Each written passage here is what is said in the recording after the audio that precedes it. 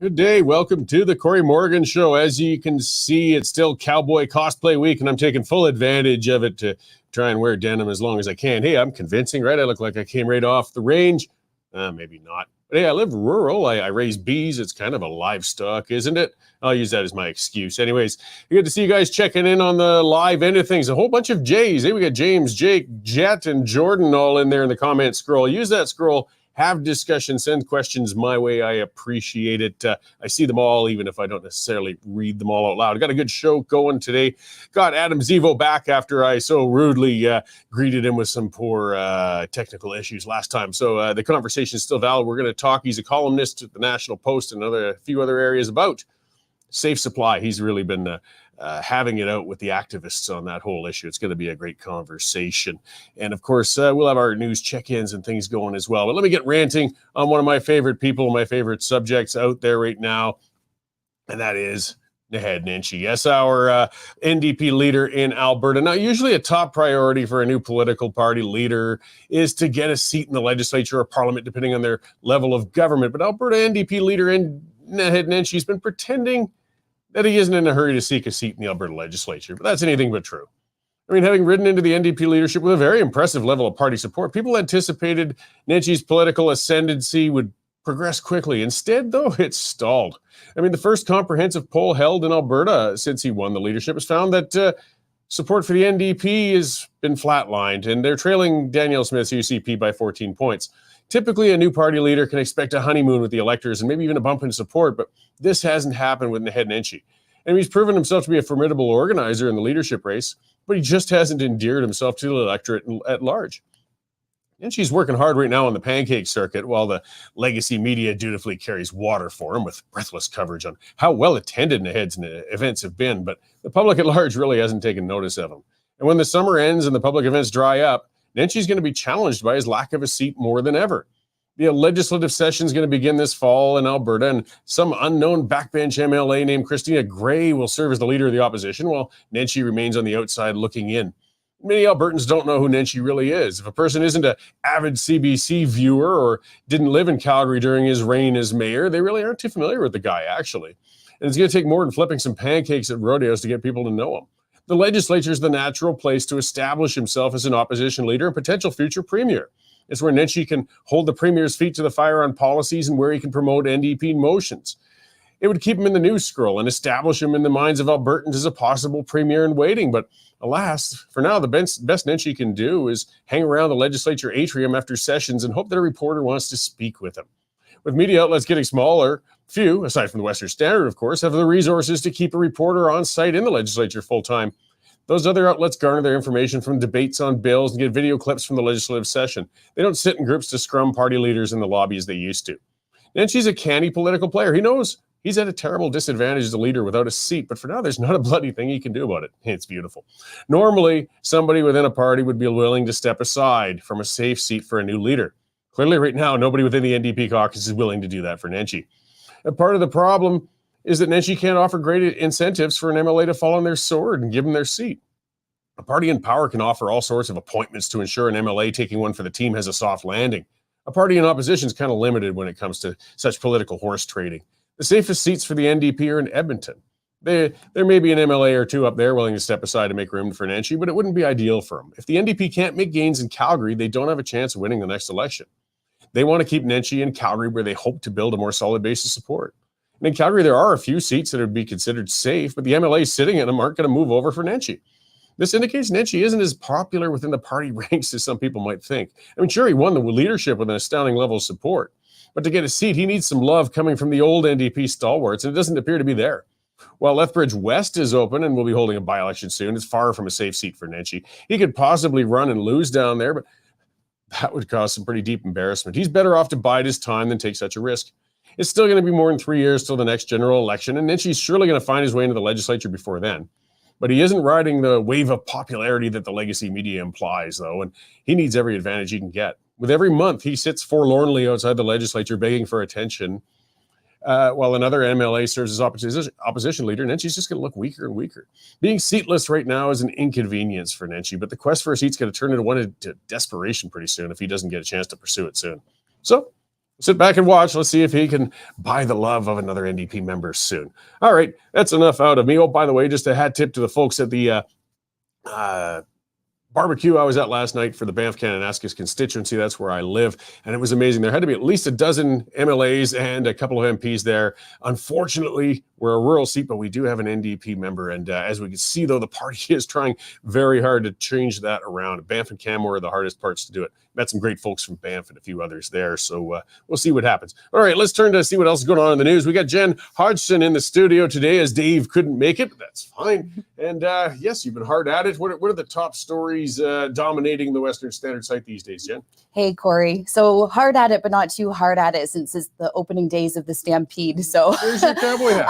I left it in the newsroom. I should have dashed out at the last minute. Calgary blasphemy. I'll be putting it on later when I head out and go down to the grounds. Okay. So today we have Trudeau. He's visiting with NATO. He was speaking at an event at the Canadian Embassy during the NATO summit this week. And he was talking about climate change and how that is actually Canada's most, quote, existential threat. And not just because of the environment, but also the security issues that are around that. But speaking of security issues and NATO, Trudeau simultaneously is raked through the coals at NATO by U.S. senators, UK media for failing to meet the 2% pledge that as a NATO member country, Canada is expected to meet this requirement of having 2% of the GDP. So there's a lot of scrutiny internationally, unfortunately, faced at Canada because we have failed to meet up to that. And Trudeau is still trumpeting how well our defense spending is going, while Defense Minister Bill Blair, he actually inflated the numbers for the defense spending. They can promise all they like. They've actually got to cut a check at some point. And he's not willing to do that. I mean, he's not afraid to spend money on things he likes. When he's dragging his heels on this, his little pointy heels, he honestly just doesn't want to invest in defense. Well, you would think as defense minister, that would be something he likes. Yeah. Well, his boss is stuck on woke issues. That's right. Well, and so speaking of problematic Liberal MPs, we have another Liberal MP who is being investigated for conflict of interest. We have the Ethics Committee calling a special meeting next week, even though Parliament is on summer session, to investigate Liberal MP Randy Boissonnault. Boissonnault is a major shareholder in a medical supplier that was contracted by the federal government during the pandemic era. And some partners, the business partners, were discussing Randy in text messages, although Boissonnault denies that it was actually him and says, well, it must be some other Randy. Oh, there's so many Randys. So many Randys, yeah. I'm sure his company has at least 20 Randys with him. Oh, that's right, especially a company of maybe about 20 people in itself, all named Randy. And so going on as well to the spy scandal, so that we saw recently on Parliament Hill last month, that conveniently when summer session went on break, the subject wasn't as animatedly discussed. However, the Quebec RCMP is very interested to find out more about the Chinese foreign interference. And they put out a release yesterday saying that they're looking for the public's help to really narrow down where is this Chinese interference coming from. So anyone who's being harassed or threatened by Chinese agents, they're asked to report it to the police. And also law enforcement in Montreal and Longueuil are hosting open forum meetings next week. Or actually, it might even be this week, coming up already, to inform the public more about the threat of China on Canada. So at least the Quebec RCMP is at least talking about it. We haven't seen as much from our politicians. That's what it's down to, the Quebec RCMP. Well, at least somebody's paying attention to it. Yeah, that's right. At least someone. I was thinking the same thing. And a couple other things. So there's been a global privacy sweep of various apps and websites. Alberta Office of the Information and Privacy Commissioner was in on that sweep. And it actually found many deceptive patterns in the way that websites and apps try to get people to put in their personal information.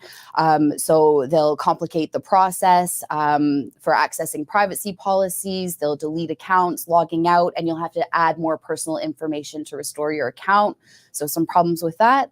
And finally, Cory, our Alberta power supply. We're looking at another threat this week. It's been a hot week here in Calgary for the Stampede.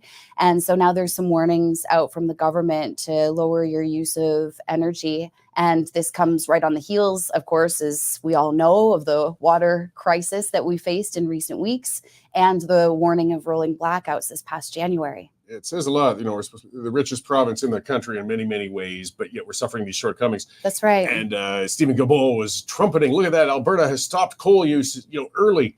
Yeah, and now we have blackouts, you pinhead. Yes, that's a great example, doesn't it? What not to do. Yeah, I mean, hey, we want to ease off things, but it's just never enough for the climate obsessed. Oh, well. Interesting times. People in Calgary are getting pretty grouchy. You can't have your air conditioning, can't have your water, can't flush your toilet more than once. Well, I think they've improved that now. Now finally. You can send the brown down. That's nice. But boy, what a summer. All right. What a summer. Thanks for the updates. I'll let you go find your cowboy hat and carry on with Sounds the good. coverage. Thank you, Jen. Cory. All right. So that was Jen Hodson. Yes, you see those very prolific stories from Jen all over the site there.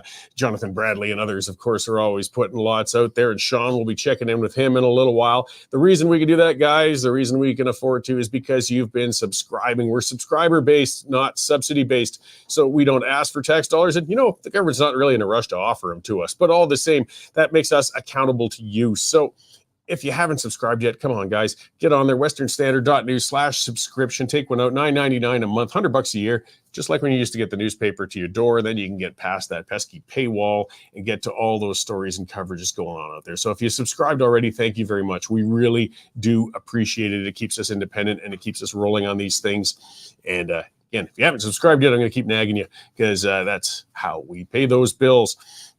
All right. Yeah, I don't know. It's just dark comedy watching Justin Trudeau with his behavior in NATO. He knows. I mean, he has to know. They've been upset with him for years. And I said in a recent piece I wrote, I mean, this was prior to Justin Trudeau even. Canada's been neglecting to pay its fair share into defense spending for years, for multiple governments. And we're not talking about sending more money overseas to other nations. We're just talking about spending that much on our domestic defense so as to be a properly contributing member of NATO. And I know some people get upset with things and everything. I'm not going to go into that whole debate. But I tell you what, NATO is important. Russia is on an expansionist trip right now. And the best defense is to have a strong number of allies properly invested with decent defensive capabilities to at least stand as a deterrent. But right now, Canada is at like 1.3% of GDP. And what does Trudeau do? He gets up there and gives them a lecture on climate change. They don't care. I don't think anybody in Ukraine really cares about what the temperature is tomorrow. They're worried about getting blown into obliteration. But no, Trudeau lectures him. And that tone, if you really want to torture yourself, listen to his presentation. That wasn't what they wanted to hear. And he's getting pilloried by the UK, by the Americans. Even Cocaine Mitch put a tweet out saying Justin Trudeau and Canada, their northern neighbors, need to step up and spend what they're obligated to if they want to take part in NATO. Jordan is saying NATO's done for, whatever. The bottom line is, I know there's a lot of debate on that. There's some people who kookily think that Putin's not a lunatic. But all the same, even if we want out of NATO, fine, but we still should be keeping our defensive forces properly funded and modern and so forth. All right, well, let's get on to our guest, on to something different where we've really been making a nice mess nationally too, and that's with Safer Supply. I've got Adam Zivo back. I've been looking forward to it. Thank you very much for joining us again today, Adam. I'm certain we'll be able to hear each other this time, right? Yeah, I can hear you just well. Thanks for having me back on the show. So, I've been watching with interest on social media. Boy, you cover a lot of things, and it's fantastic out there. But the one I do want to discuss has been the Safer Supply. Almost, I say it as a cult-like advocacy. I mean, the people who were pushing for this, just the advocates are getting so extreme. I mean, to the point of looking to sabotage conferences, coming after you, and just a refusal to look at the consequences of these policies. What's going on out there, Adam? Well, I mean, it's a long story, but what I have to say is that addiction policymaking in Canada is dominated by a clique of activists and activist-minded researchers who, for 20 years, have been championing this radical harm reduction ideology that has facilitated countless deaths because we're really not solving this addiction crisis. They claim to be evidence-based. They're often not. Their definition of evidence is quite questionable. For example, many of the studies that they have, which support safer supply, amount to just interviews with drug users who are on this program. And then the answers given to those interviews are framed as objective proof that it's working. So imagine, for example, you go up to a drug user who is receiving free opioids and we say, oh, do you like this program? Is it benefiting you? Are you selling the drugs? And the guy says, oh yeah, it's great. It's wonderful. Of course I would never sell the drugs. And if I do, it's only out of compassion. There's no downsides. And the researchers say, oh yeah, you know what? We're going to believe him. And we need to expand safer supply because this is evidence that this is true. And this is evidence-based policymaking. And it's just absurd. I mean, if it worked, if we could see results, if we could see people's lives really being saved, if we could see a decline in overdoses, a reduction in addiction, I'd support it too. But we're just not seeing it. We're really not. And here's the thing, is that the largest study ever conducted on safer supply was published in January, and it was published in the British Medical Journal, and it claimed that safer supply led to a 55 to 91% reduction in overdose deaths. But I reviewed the evidence and the underlying data with a team of 6 physicians, all who have a background in addiction medicine, all of who are distinguished, and we realized that the researchers actually fudged their interpretation of this data, and that when you actually fully filtered out confounding effects and measured long-term outcomes, safer supply had no statistically significant impact on death. So essentially, these researchers found this robust data that showed that safer supply didn't work, and then they misrepresented the data to imply that it did. And I think that that's deeply unethical.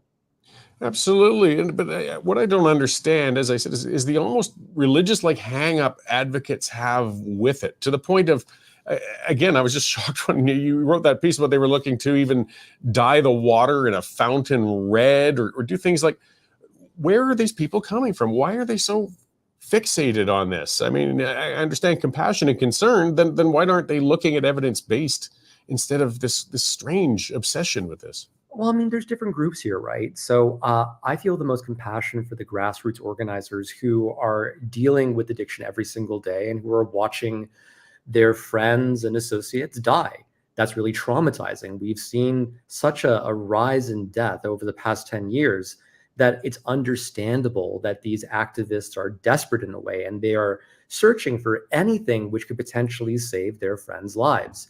But when you're in that kind of mind space, sometimes you're willing to make compromises, and you are willing to believe, to really delude yourself into thinking that something like safer supply is an effective intervention when in reality it's not. I think also there's a lack of understanding of the weakness of the evidence-based and safer supply. Many safer supply advocates think that these studies are legitimate, but once again, when you break them down, you find that oftentimes they have really weak methodologies or really strange interpretations of data. Yeah, and some of the stuff we can see is anecdotal, but people getting out and being on the streets. Paradoxically, one of the commenters saying, and yeah, in Calgary's Beltline, I mean, it's just horrific. It's dystopian, and we know that Vancouver, of course, has really been the epicenter of it. But the failure, unfortunately, of current policies, and I don't think anybody's really found a solution yet. But we just know there's a tragic, horrific problem of addiction going on out there.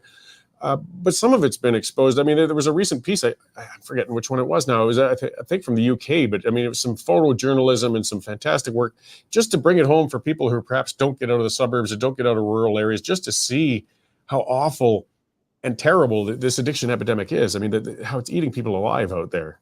Well, I mean, that's the thing, is that we have to all recognize the fact that this is a real crisis that is taking thousands of lives every single year. Overdoses now, drug-related deaths are like the leading cause of death for youth in BC.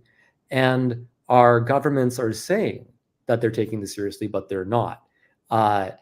We don't have significant investment into treatment capacity in BC, for example. It takes a very long time to get into detox. It takes a very long time to get into to a rehab center. Same thing in Ontario. In Alberta, it's much better because Daniel Smith has been investing heavily into treatment services, but it's still not where it needs to be. So we constantly talk about, this illicit drug crisis and all of these overdoses, but it's really rhetoric. There's no real action here. And even these big interventions like, safe supply, people say it's the compassionate thing. Unfortunately, it is actually just the lazy solution. It is the cheap solution, because getting people better, giving them the comprehensive supports, the housing supports, the employment supports, the counseling needed for them to reclaim their lives is expensive and complicated. It's much easier and much cheaper just to give people a bottle of pills every day so they can go kill themselves slowly. Yeah, and then not only is it not effective in getting people, off of their addictions that are slowly killing them, when we get diversion of these, the risk now, and there's evidence starting to show that it's actually causing harm. It's creating new addicts, which is even more devastating. I mean, it's bad enough to have a policy that's ineffective, but this policy could very well be making things worse. Oh yeah, no. The safer supply policy is obviously exacerbating the addiction crisis in Canada. And so for viewers who haven't been following this, safer supply is this idea that we give out pharmaceutical alternatives to illicit street drugs. Let's say Cory gets addicted to fentanyl because he's really stressed, running this show. You need something to take the edge off. So Cory, you're addicted to fentanyl. You buy your fentanyl off the street. It could be contaminated with xylazine, with other forms of fentanyl, like carfentanil, which is much stronger. The dosage is unpredictable. So you could easily die from buying drugs off the street. So the idea here is that we give you drugs of a known potency and of a known purity, so pharmaceutical drugs, to keep you alive until you're ready to seek treatment. Sure, that sounds great in theory. In practice, though, the drug we give, hydromorphone, it's as potent as heroin, but fentanyl is 50 times stronger. So, Cory, if you get a bottle of hydromorphone and you take it, it's not going to do anything for you. It's too weak. And so you do the rational thing that any person would do in the situation. You sell your hydromorphone at rock bottom prices because you got it for free, and you use that money to buy your drug of choice, which is fentanyl. So not only is this program not mitigating the illicit fentanyl market, it's subsidizing it. And it would actually make more sense for us just to give you cash, right? But to buy your fentanyl. But at this point, because you're selling this, you are flooding communities with hydromorphone, so essentially government heroin. And then because experienced drug users don't want it, it goes to people who are opioid naive, it goes to kids, it goes to people in recovery. The kids will take it because they don't know what it is. It's a pill at a party. They're told it's a prescription pain medication. It's safe. It's from the government. Then they get hooked. Then they graduate onto fentanyl, and it kills them. This is an absolute disaster. And something else, Jordan, one of my commenters pointed out, which is another thing, we're getting hints of there might be some people with a vested interest in business interests in being part of the dispersal of the safer supply. I mean, that's kind of a different rabbit hole to go down, but unfortunately, some people are finding themselves with a financial interest in the status quo, which is morbid, but another thing to look into. Well, I mean, the problem here is that clinics can make a lot of money by prescribing safer supply. You have people coming in, you have your patients coming in all the time to get their safer supply prescriptions, versus if you put them on Sublocade, for example, which is a once a month shot. The pharmacies are making an absolute killing because they dispense the safer supply every single day. So you're charging a dispensing fee every single day for every single patient. One doctor who I spoke with estimated that a single pharmacy can make $1 million a year off of 100 patients. So yeah, Shoppers Drug Mart, for example, gave about $2 million to the BC Centre for Substance Use to encourage them to create training programs for safer supply. And I think that's a huge conflict of interest. Purdue Pharma, which was the really awful company that was behind the OxyContin crisis and started this whole opiate addiction in the first place, this crisis. They produce Dilaudid, which is the brand version of hydromorphone. So they are making a lot of money off of this as well. And I'm aware of the fact that they are currently lobbying some governments about safer supply. I still need to fully investigate that. So yeah, there's a lot of pharma money involved here, which I think is really concerning. And I guess something that has to be, you pointed out as well. I mean, full treatment, the counseling, the housing, the time, it's very expensive. You need facilities, you need trained staff, you need resources. Alberta's working along that course, but I actually have a family member who's been in and out of rehab once now, and it didn't work. It could take multiple visits, and they say, yes, you certainly are addicted. You would qualify. Come back in 30 days and we'll probably have a bed for you. But unfortunately, living on the streets for 30 days, your chances aren't looking very good at all. But I guess people have to realize with the investment in these facilities too, as expensive as they sound, we're still paying, because the person I'm speaking of was in and out of conventional hospitals chronically, in and out of shelters. Often people are in and out of jail. We're paying anyway. So we could spend those dollars better if we're trying, at least, even if there's a limited success rate in rehab. But hopefully we're starting to realize that. I mean, in BC, they've gotten rid of reality seems to be sinking in with that government. Yeah. Well, that's the thing. As you said, our capacity here is quite limited, right? So if someone has to wait 30 days to get into rehab, then that's going to make it very hard for them to get better, because you make that decision, you want to get better, but then you have to wait 30 days. Well, you're going to start using during that period. And then in 30 days, you may not want to go to rehab. It costs a lot to do all of this. As you said, we're already paying a lot. Our healthcare system is strained to the max. And part of it is because we have a small number of severely addicted people who are visiting hospitals again and again and again and again. So it would be fiscally responsible for us to put them in a treatment center instead, and could also improve healthcare access for everyone else. It just makes sense. Yeah, well, it's a large and complicated problem. I mean, part of it too is at least letting people know so they can let their representatives know, I mean, how acute it is, and encourage them. I mean, I think most compassionate people, when they realize just how bad it's getting, would support the investment in rehab and a results-based policy. But I mean, it takes exposure. It takes letting people know. As I said, if they live in the suburbs and don't get downtown, they might not realize how bad it is until it costs them directly. So, I mean, just kind of, to wrap things up, you've been fantastic in covering this and exposing it. Where can people find your work and keep track of what you've been writing on? Well, I mean, I'm a columnist of the National Post, so I think you should subscribe to the paper. It's great. There are also many other great writers there.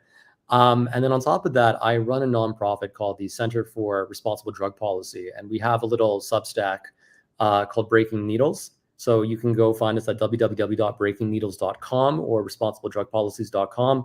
Either will give you access to all sorts of great material on addiction that challenges some of these, narratives of radical harm reduction that have ruined our country.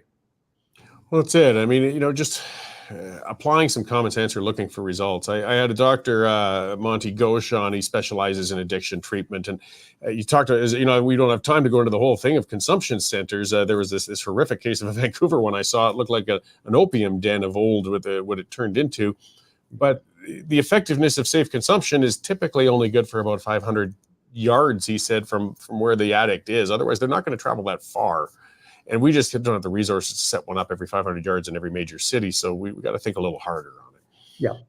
If we're going to spend the money, rather than spend the money on putting a safe consumption site everywhere, we should be spending the money on building up treatment capacity. It's a better investment to get people better than to enable their addictions and let them slowly kill themselves. Absolutely. Well, thank you very much for joining us today, Adam, and for the work you've been doing and exposing this. I really appreciate it. And I hope we can have you on again sometime soon to talk again. Likewise. Thanks for having me on the show. Right on. Thanks. So that was Adam Zivo. As he said, with the National Post, you can see the columns there, and he's prolific on a number of other sites and on X. If you're on there, all the links are available to find the groups and things that Adam's been involved with. It's just such an important and complicated issue. There's no easy answers. That's part of the problem. There's no magic bullet. Rehab alone, as I said, it's a difficult thing. People can go in and out of it. It doesn't always work, but it's the best hope we got. And just continuing to maintain, continuing to pretend and act as if these addictions are sustainable. It's not a rational way to approach it. Excuse me. We'll get back to that, though. I see out there, I was going to get a check-in from Sean Polzer, one of he writes on our business and a number of other things. Speaking of prolific writers, he's out on the Stampede grounds, and I know it is roasting hot out there. I can see him drinking the water, getting ready there. So maybe we'll get to Sean there and get an update from the grounds and let him get back into somewhere cooler soon. Hey, Sean, thanks for joining us there. How's it going out there? Oh, I'm doing all right. I'm staying hydrated, Cory. It is a scorcher down here. Oh, my God.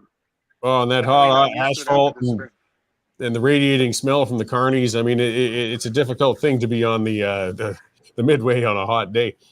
Oh, the corn dogs. The smell of the corn dogs is over the top, my friend. There's always that. So you just came from a presser there? Yeah, there's a press conference a little later this afternoon with Agriculture Minister R.J. Sigurdsson. Apparently, they're going to announce some funding for cattle producers in Alberta. I'm here at the Nutrient Center, which is all things agriculture. It's been taken over by the Alberta Ag, and you'll be pleased to know that there's a display on bees and honey, Cory. They're handing out samples of honey. Well, I've got enough of that for myself, but for others, absolutely. Beekeeping's a fun hobby. Which is to say that we're here ostensibly to talk about business, right? The $250 million that the Stampede brings into the city. But a lot of people don't realize that it's also a major agricultural fair and a celebration of agriculture in Alberta, which is also a huge business, as you know. And cattle, especially, 80% of the cattle industry is in Alberta. We're talking, I don't know how many $1 billion at last count, but it's in the tens for sure. Absolutely. So what else you got to update us on in the business world, Sean? Well, we had the interesting story about KFC switching over all its products to halal, which seemed to kind of get an interesting response.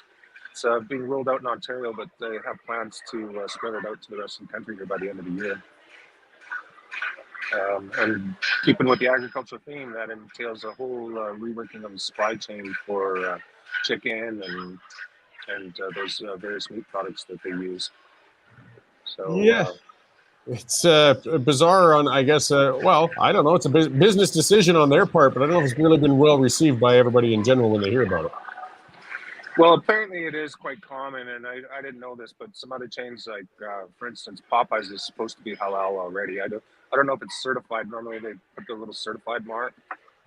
If you go to the UK, UK is one of the few countries in Europe where people do eat a lot of fried chicken, but they do tend to be Muslim. So I don't know. It sounds like it's coming over here.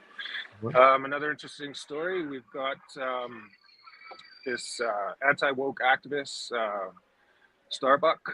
Robbie Starbuck, down in the States. He's already taken down Tractor Supply, and now he's going after John Deere for their DEI policies and what is it, the HRS scores or whatever it is that they do. So in case you missed the story last week, Tractor Supply was forced to back down on green energy, diversity, inclusion, hiring, all those various initiatives.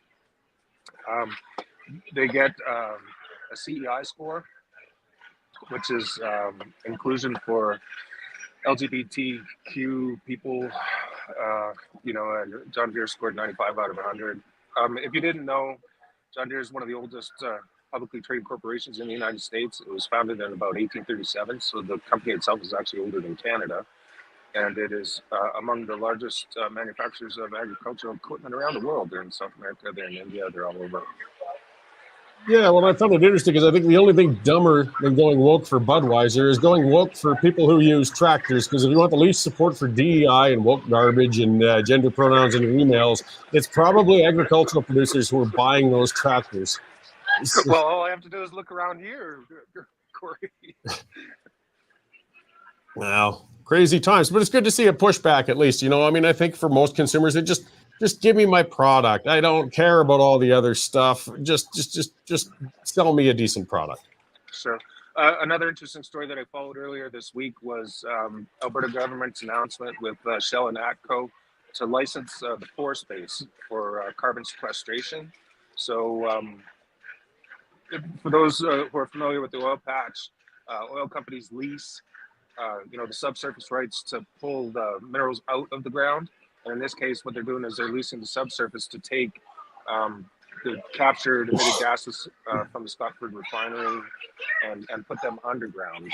So it's kind of a major shift, and whether or not you agree with carbon capture or not, the jury is still out on how expensive it is or what the business case is. But if Shell seems committed to spend $15 billion on it, and Alberta government is talking about a $45 billion industry by 2030, there's supposed to be about 24 more of these projects lined up in the queue. We're talking some pretty substantial investments and some pretty good scale, something like 50,000 jobs. So I don't know, those sound like pretty good numbers to me. Yeah, well, time will tell if it's effective. I mean, we're a producer, but we got to keep flexing because we're just embattled on every direction for what we produce. Well, and the comment was made is that customers are demanding this. So it'd be like if you're going to McDonald's and people are getting tired of your watered down Coke and your greasy hamburgers. Maybe you got to come up with something new to try and keep that business, right? Could be. All right. Well, is that all you got for us today, there, Sean? Off the top of my head, unless you just want to talk some numbers here down at the Stampede, I'm not sure how many people here, but they're breaking attendance records like crazy. I think there was 150,000 the other day. Today's Kids Day, so the Midway is absolutely packed. This is one of the few quiet places that I could find, and also one of the few shady places that I could find to actually come to. So, all right. Well, I appreciate the check-in, and I'll let you get back to the ag world and get that corn dog into you so that smell doesn't tempt you much longer. So, thanks, Sean, and we'll see you in a while. Thanks a lot. Great. So that was an update from Sean Polzer, and yes, he writes on a lot of our business and energy issues, which are very important. I mean, in the West and in Alberta in general. So in the Stampede, it is a big. People forget that if you go to the ag corner of it, sometimes people skip that section. They just go to the Midway or they go to the rodeo or the grandstand show. But no, it's still an old school fair. There's still cows and sheep and livestock up for competition and things like that. There's a lot more to it if you get down there and have a look around. So it's pretty hot weather, but there's still time if you're in Calgary to get down there and have a look. Oh, I want to get back a bit to some of that talk now about addiction, though, because I just, as I said, I got a personal connection going on right now with this, and it's problematic and difficult. And it's so rooted, and there's so many problems, there's so many facets. As I was saying, there's no magic bullet, there's no one solution. One of the things that really started it, and I got to see it firsthand, though, what really took it off, they called it hillbilly heroin. It was the OxyContin that was going around. Years ago, I used to survey a lot in the States on oil and gas exploration projects. I was working down about 10 years ago, maybe, in West Virginia. Yeah, it is a special part of the world, and it's earned its reputation. But I'd messed up with the chainsaw and got a big thorn driven into my forearm. Very uncomfortable, and it went in deep, and I couldn't get it out, and you could feel it under there. It was a great big thing. So I went to a clinic in West Virginia. What was the name of that town? Weirton? I'm not sure now. It was just a little one on the Ohio River across from Steubenville. And I see this doctor, and I'm waiting, and I get in, and the first thing this doctor finally comes into the room and looks at it, says, "What's your pain level on 1 to 10? It's not bad. I don't know, 3 or 4. I just want this thing out of here." And he looks at it, and says, I can't do anything with that. You got to go to see a orthopedic surgeon. I don't have time for it. And then before he leaves the room, he says, "What's your pain level on 1 to 10 again?" I said, "It's like 2 or 3. I'm fine." So he just hustled out of the room, said he couldn't do anything about it, and I left. As I was filling out the insurance forms, because I was in the States, in the front, I kind of finally realized what this clinic was about. Because while I was in the waiting room, people were coming and going constantly, just in and out, quick visits. The guy was a pill pusher. He was he had his, he was a medical practitioner. He had no interest in actually practicing medicine. He was making his money. These people were all coming in and getting their oxy prescription slips, and he could quickly charge for that. And because the people coming and going, you can see they weren't sick, they weren't injured, though they were, again, looking like your usual troubled addicts. And this was the crap that was going on in the States. This is where they're pushing this opioid-based pills. And I mean, that's all he kept asking me. If I'd have said my pain level was 8, I'm sure he would have given me a prescription for oxy or something of the sort quickly enough, Vicodin, God knows what, and help create more addicts. That started to give the base of this North American addiction epidemic, really. And as Adam was talking about, when you're an addict, it's always increasing. You don't get enough of your buzz, and it gets more expensive. And now, part of the problem is people realize that, and Pfizer and some companies got sued. They got hit hard because of how they were pushing this as a non-addictive substance for the problem. But the addicts didn't go away. And now they couldn't, the doctor pill pushers are still out there, but they're not as quick, as many as there used to be. So what do? They turn to the streets, of course. And what do you got? You got fentanyl. Now, fentanyl, as Adam said, I mean, this is a freight train, way more powerful than heroin, cheap, plentiful, easy to find, and of course, terrifically dangerous, very addictive, and it just keeps spreading. It just keeps spreading. And it's funny, we joked about, my taking fentanyl to ease the stresses of this, but I did, they gave me a fentanyl and something else mixed when I had I'll say it, a colonoscopy a while back. And I tell you what, I mean, under medical supervision, it's a very, very effective drug and, in proper application. I mean, boy, that zonked me out. I mean, considering what they had to go up there and do and take care of and me not remembering a bit of it, that's really effective. But I mean, if you start self-applying something that potent and that powerful, you're into a catastrophic problem. And paradoxically saying, BC suing Pfizer for pill mills. And you see, these are things, and at the same time, buy safe supply from Pfizer. We got this closed loop of selling these drugs. It's not going to come easily, the solution to this nightmare, this problem. But for people unfamiliar with addiction is bloody tough. You've got to remember, I mean, you see people saying, oh, just buck up and stop. Look, guys, it's not like that. It's not. You have to reprogram your brain. You have to change things. Addiction is by its very nature irrational. It controls the person. It took me many, many false starts to stop drinking. And I still will crave a drink now and then. You've always got to be on guard. And that's just liquor. I didn't deal with something like fentanyl or meth or some of the other stuff going on out there.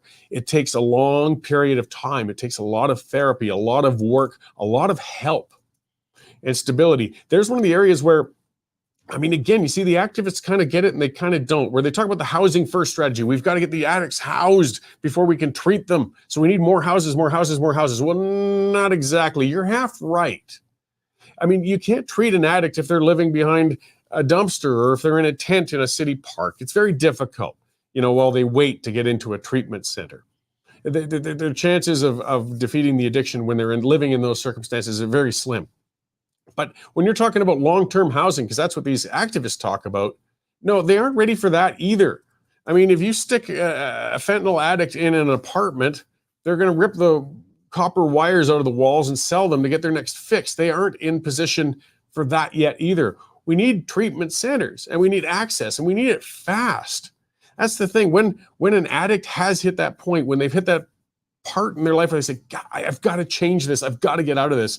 Somebody help me. Please help me. And then they say, yeah, just hang on 30 days. It's not going to work. Very few of them will make it that long. But if the facility is there, if you can get them in, you've got a chance. You got a chance. And a much bigger chance. After treatment, I believe it depends on which ones. You're looking at some after, say, a 90-day program. Yeah, that's how long it takes to really do it. And you're looking at like 45% stay off it for good. And people say, well, it's, you got 55% aren't. True, but if they're on the streets, their chances of getting off it are darn near zero. And they're probably going to die.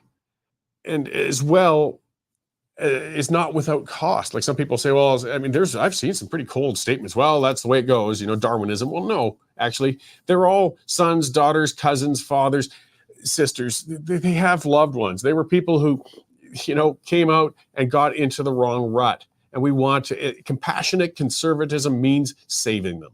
And if you want to be a fiscal conservative, it still means treating them. As we said, you got, they're costing anyways. It's very expensive to have an addict in jail. It's very expensive to have an addict in a regular hospital, as well as the shelter system and many other areas. They're still costing. So if we're going to spend all the money, let's try to get them into the places where we can treat them and get them off of that. Even if it's only half of them succeed, it's a heck of a lot better than the success rate if they aren't. And it's huge and it's growing. Ian Leslie saying, I'm surprised you haven't looked into the roots of fentanyl sources. I have, but that's a whole separate show. We can only cover so much. That's what I mean. It's complicated. I mean, reducing the supply and where it's coming from and who's benefiting from it and who's profiting from it, that's another facet of the whole thing as well. Absolutely. But the more immediate and pressing thing are the current addicts, the people you see, the ones on the streets. And there's a lot that you don't see. They haven't hit the streets yet. They're still at home. They're still somewhat functioning with their jobs. But an addiction is a progressive disorder. It's going to get worse and worse and worse. And they're going to end up either dead or on the streets if they don't get treated. So we need rational discussions. We need outcome-based discussions. We need to quit talking about, as Adam said, just feeding it along and pretending we can maintain the addiction for people, and people can maintain a life while still taking that stuff as long as they get good drugs. There's no good meth. There's no good fentanyl outside of a clinical environment under the supervision of an actual medical professional for a procedure, not for maintaining an addiction. Let's have those discussions. We're paying that price. We're losing people. And it's time that we stop listening to the loony activists, and they are nuts, and start looking at what might actually work. And these guys need help. These gals need help. But we need to help them the right way, not just give them more bloody drugs. Stupid. God. If they gave out shooters in my AA meetings, I never would have made it. All right, that's it for today, guys. Let's check it out again, westernstandard.news/subscription. Take out a subscription. Share the links, guys. Get it out there. Let's beat legacy media and have good media sources out there. I appreciate you all tuning in today. Tune in a little later. We're going to have the pipeline. We'll break down a lot more issues. I had a good discussion with Minister Todd Lowen a little while ago. There's going to be a video going out about that with the ability to hunt problem grizzly bears in Alberta. It's a bit of an interesting issue going on out here. So thank you all for tuning in. Come back again next week. I promise I won't insult your eyes with more Western wear. We'll be back to normal, and we'll cover a whole bunch more new issues then. So thanks again. We'll see you then.